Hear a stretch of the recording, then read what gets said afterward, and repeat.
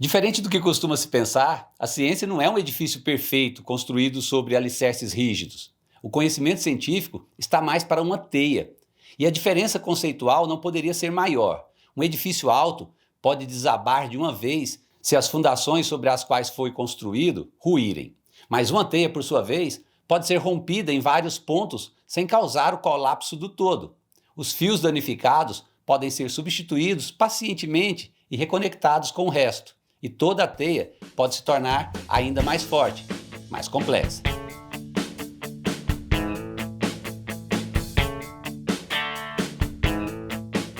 Olá, meu nome é Eudes, eu sou professor e pesquisador.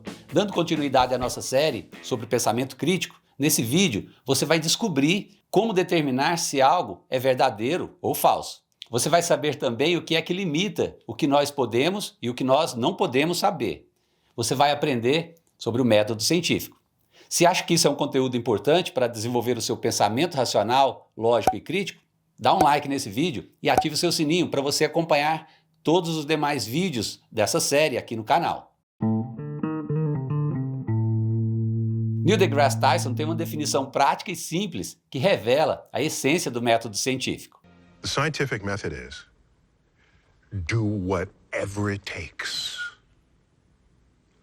Whatever it takes to not fool yourself into thinking something is true that is not, or into thinking that something is not true that is. That's the scientific method. É isso. O método científico é uma ferramenta que nós usamos para não sermos enganados, inclusive por nós mesmos.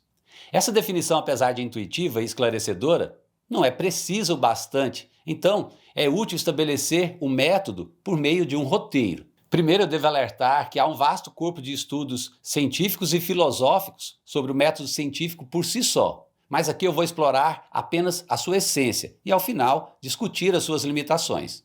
Outra coisa importante é perceber que o método científico não surgiu abruptamente. Nós vimos como isso aconteceu quando discutimos a evolução do pensamento científico. Lá atrás ficou claro que o método trata-se de um conceito que foi desenvolvido ao longo dos tempos. É uma síntese do pensamento humano que inclui a noção naturalista dos pré-socráticos, a lógica da escola de Atenas, o empirismo de Bacon e Galileu, o racionalismo de Descartes e a sistematização indutiva-dedutiva de Newton. O próprio conceito de ciência pode ser obtido a partir dessa ideia. Então, grosso modo, você pode entender a ciência como um sistema pelo qual se adquire conhecimento fazendo uso do método científico. Podemos descrever o método, na sua forma mais usual, como um conjunto de regras que diz como é que a busca do conhecimento, a produção da ciência, deve ser feita. E apesar de haver certas limitações para esta noção, é bastante razoável afirmar que somente os achados obtidos a partir do método científico devam ser considerados como achados científicos. O método científico não prova que uma alegação está correta. Ele testa e invalida as informações erradas. Ao seguir o método científico, um bom cientista se preocupa mais em falsear suas teorias do que em validá-las. Ele tenta a todo custo buscar o falseamento de suas próprias alegações, sempre testando e buscando por falhas. Em outras palavras, as suas hipóteses devem ser testadas de forma a buscar não apenas evidências de que ela está certa, mas principalmente evidências de que ela pode estar errada. Se a hipótese falhar, ela foi falseada. Se não, nós dizemos que ela foi corroborada. A propriedade básica que torna a ciência, ciência de fato, é a autoverificação. Você não faz apenas uma suposição, você testa. O método científico é construído de forma que a ciência e suas teorias possam evoluir com o tempo. Nunca se prova uma teoria científica. Isso foi reconhecido por Stephen Hawking, que afirma o seguinte: qualquer teoria científica é sempre provisória, no sentido de que ela é apenas uma hipótese. Você nunca pode prová-la em definitivo. Não importa quantas vezes os resultados das experiências estejam de acordo com algumas teorias, não se pode ter certeza de que na próxima vez o resultado não irá contradizê-las. Por outro lado, você pode refutar uma teoria por encontrar uma única observação que não concorde com as suas previsões. Há diferentes roteiros para o método científico. O número de etapas pode variar de uma descrição para outra. Isso acontece principalmente quando os dados e as análises são descritos como etapas separadas. Mas em qualquer roteiro padrão você vai encontrar os seguintes 6 elementos cruciais para o método científico: a formulação da questão, a caracterização, a hipótese, o teste, a análise e a conclusão. Vamos por parte. Primeiro, formule uma pergunta. Nesse passo, você formula uma questão relacionada à observação realizada. Por exemplo, por que o céu é azul? Aqui você conhece o fato, mas quer saber a causa. Você sabe o que procura, mas não sabe como ou o que vai encontrar. Então, passa para o segundo passo. Caracterize o seu problema. Realize uma pesquisa básica. Anote as suas fontes para que você possa citar suas referências. Quantifique e observe tudo que puder. Isso deve ser feito com cuidado e rigor, para que a realidade das observações não sejam contaminadas logo no início da análise. Quanto mais você souber sobre o tópico em estudo, mais fácil será conduzir a sua investigação. Levante hipóteses. Uma hipótese é uma conjectura baseada no conhecimento obtido durante a formulação da questão. É uma declaração usada para prever o resultado de um experimento. A hipótese pode ser muito específica, por exemplo, a velocidade da luz é constante.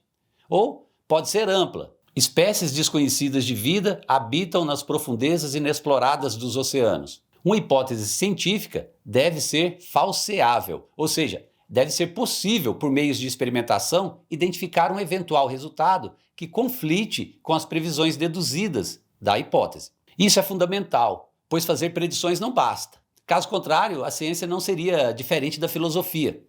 É desnecessário dizer também que as hipóteses sobrenaturais são não naturalistas. Logo, elas estão fora do domínio da ciência e não servem para nada na estrutura do método científico. Agora a parte mais importante do método. Faça testes. As hipóteses precisam ser validadas ou rejeitadas, e é por isso que você deve testá-las por meio de experimentos. Estritamente falando, as evidências empíricas não precisam necessariamente ser obtidas por experimentos. Elas podem ser mais amplas e refletir qualquer combinação de experimentação e observação sistemática que produza não apenas fatos, mas também dados. O objetivo final da experimentação é determinar se as observações do mundo real concordam ou conflitam com as previsões derivadas de uma hipótese. Se eles concordam, a confiança na hipótese aumenta. Caso contrário, a confiança diminui. E observe que o acordo não garante que a hipótese seja verdadeira. Experimentos futuros sempre poderão revelar problemas. Se isso acontecer, você deve descartar a hipótese. Analise os resultados dos seus testes. Essas análises visam determinar o que o experimento revela e decidir as próximas ações a serem tomadas. As previsões das hipóteses são avaliadas para se determinar se ela é capaz de explicar os dados. Se a evidência falseou a hipótese, você vai precisar de uma nova hipótese.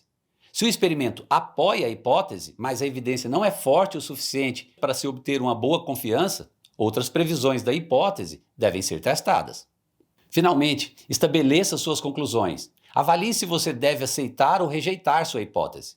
Não existe resultado certo ou errado para um experimento. Portanto, qualquer um dos resultados é adequado. Aceitar uma hipótese não significa necessariamente que ela esteja correta. Às vezes, repetir um experimento pode dar um resultado diferente e muitas vezes rejeitar uma hipótese pode ser mais útil do que aceitar uma. Divulgue seus resultados. Quer você aceite ou rejeite a hipótese, provavelmente você aprendeu algo sobre o assunto. É importante para que outras pessoas também saibam onde você chegou, para que futuras pesquisas possam partir de onde você parou. A ciência vai agradecer e crescer. Os filósofos da ciência reconhecem que há uma limitação do método científico no que diz respeito ao problema da demarcação sobre o que é e o que não é ciência. Considerando-se a adequação, a fidelidade ao método científico, é mais comum observarmos, no extremo, ciências como a física, a química, seguida da biologia e demais ciências naturais. Inequivocamente, áreas de conhecimento científico. Num outro extremo, fora do escopo do método científico, estão áreas do conhecimento espiritual, sistemas místico-religiosos. Estes estão completamente fora do escopo científico. Mas há algumas poucas áreas de investigação para as quais não existe uma linha divisória clara que nos permita saber a diferença entre ciência e pseudociência. Para essas quase ciências, o simples critério de falseabilidade não é o bastante para fazermos essa distinção. Isso porque ainda não há nenhuma maneira de testá-las. Algumas dessas áreas de investigação estão aninhadas em áreas cientificamente reconhecidas, como a psicologia evolucionária, que está dentro da biologia evolutiva, ou o programa SET, de procura por vidas extraterrestres, que está dentro da astronomia e da biologia. Ou ainda, o notável caso da teoria das cordas, dentro da física teórica. Essas áreas ocupam uma zona de transição entre ciência propriamente dita e atividades não científicas, de acordo com critérios normalmente aceitos, ou seja, observação, formulação de teorias gerais e testabilidade empírica das hipóteses. Pode ser que um dia eles venham a ser reconhecidos como grandes campos do empreendimento científico, como aconteceu com algumas áreas da psicologia que estão se transformando em ciências cognitivas. Ou pode ser que escorreguem para a pseudociência, como aconteceu no passado com a astrologia e a parapsicologia. Um mal-entendido em relação ao método científico é que ele nos conduz à verdade. Não, ele não faz isso. O método científico apenas testa modelos. Construir e validar um modelo é muito diferente do que proclamar uma verdade. Como veremos mais adiante, a descrição científica do mundo à nossa volta é um processo interminável de descoberta e refinamento, na qual a incerteza é o ingrediente inevitável. O método científico se figura mais como uma ferramenta de uso individual, que permite melhorar o pensamento e a compreensão geral de como a ciência pode evoluir. Não se trata de uma forma definitiva e acabada que nos permite acessar a realidade dos fatos. Historiadores e filósofos da ciência vêm documentando há épocas as maneiras pelas quais os métodos científicos mudaram dinamicamente ao longo do tempo. Hoje não é mais plausível sustentar a ideia de que existe um único método científico. A realidade contemporânea é que a prática científica consiste em comunidades de pessoas tomando decisões por razões empíricas e sociais, usando diversos métodos diferentes, embora todos com o mesmo cerne em comum. Associado ao fato de que o método científico não nos conduz a verdades, também temos que lidar com o fato de que as teorias científicas são perecíveis.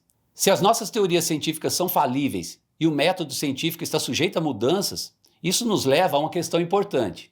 Como é que nós devemos confiar ou desconfiar da ciência? Bem, isso é assunto para um próximo vídeo. Esse fica por aqui. Se inscreva no canal e tenha verbo científico. Abraço e até a próxima!